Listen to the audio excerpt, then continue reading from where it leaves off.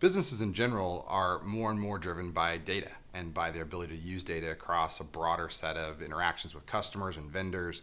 And so from a bullseye perspective, the target's just bigger than it ever has been before. And the bad news is it's going to get bigger and bigger. It's not getting any smaller. And so when we work with customers of ours, as well as customers of our customers in many cases, we're trying to support them and their progression, their evolution into managing their kind of cybersecurity bullseye or their target that they have. And it varies by customer, but ultimately the reality is it's just going to continue to be part of what every business of any size or scale has to deal with in today's day and age. From a cybersecurity perspective, companies, generally had some level of plan in place to protect and kind of insulate themselves. But in most cases, and there's many surveys to show this, they're not keeping up with the freshness and the accuracy of those plans as tactics and tools have changed in a very rapid period of time.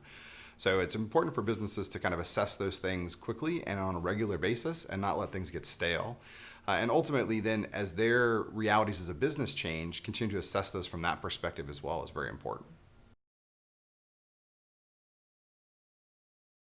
From a business point of view, I think the reality is they really need to probably pull some outside expertise in. Unless security is their business, they're probably going to be understaffed in regards to handle the kind of dynamic environment and the expertise that they need to really assess their security.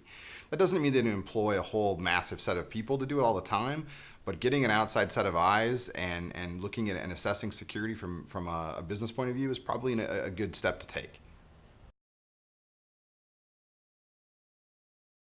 Companies in general have really had to evolve their perspective on network security and cybersecurity in general. In the past, it was kind of a nice thing to do, and in many cases there was some structure in place for it and some investment. But now the reality is that there's just too many vulnerabilities and too many concerns in regards to what could happen if someone does attack us or takes our website down or affects our ability to interact with our customers and vendors. So security in general has gotten a much heightened level of commitment and of investment in general terms for companies. From a network perspective, our global network really has to support scale, but also some precision in regards to managing different types of cybersecurity threats. DDoS is probably the most common type of threat, but there are a number of other types of issues that can occur and that we have to be able to support. And how we architect the network, for everything from the hardware we run to the software we use to manage the network, as well as the architecture, the physical architecture that occurs between network points across the network, from London to Seattle to LA to New York to Tokyo to Singapore. Those are important as well. We have to have resiliency in place to address attacks, and also infrastructure that we use to specifically filter out attack traffic and where those are deployed globally as well.